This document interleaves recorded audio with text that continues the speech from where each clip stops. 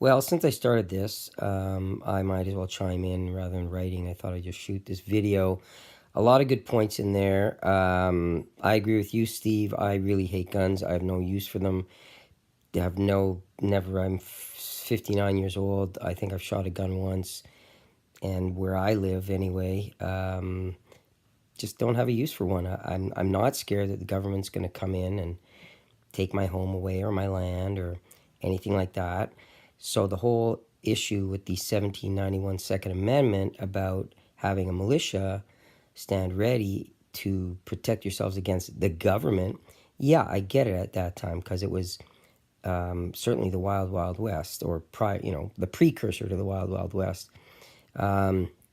So yeah, they probably had to be scared about the government because everything was much smaller. So there was a faction of the government, or a faction of people that were the government, that were probably opposed to what all the other people that didn't like the government thought or did. So yeah, you'd want to have your own militia to, in essence, fight against the army of the government, if indeed they had one. And I think at that time it would have been the British versus the Americans. So I could be wrong on those facts, but anyway, yeah. So we don't need a militia today. There's no need for it. The people in the U.S. who are the people who are very scared of the government, hate the government, and who tout their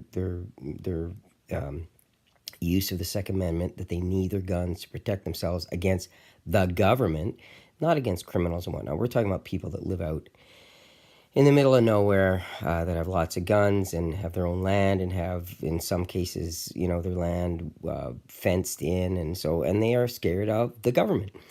So if that's what you feel, yeah, I guess so. But it's a ridiculous, in my opinion, argument. I can't imagine that any time in our lifetime the government of the U.S. or the government of Canada is going to become autocratic, if you will, or dictatorship, and have the army roaming the streets daily with weapons, keeping everybody in line.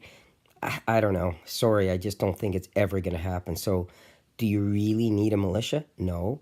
So, if the purpose of the Second Amendment was to have a militia, which, as Gus pointed out, that's the way it's written, it's not necessary anymore. Really isn't. So, in my opinion, guns are just unnecessary in our democracy. If you want to go hunting, that's your choice, and we'll let you have your guns to go hunting. I'll never understand that either, but that's just me. I'm not a hunter.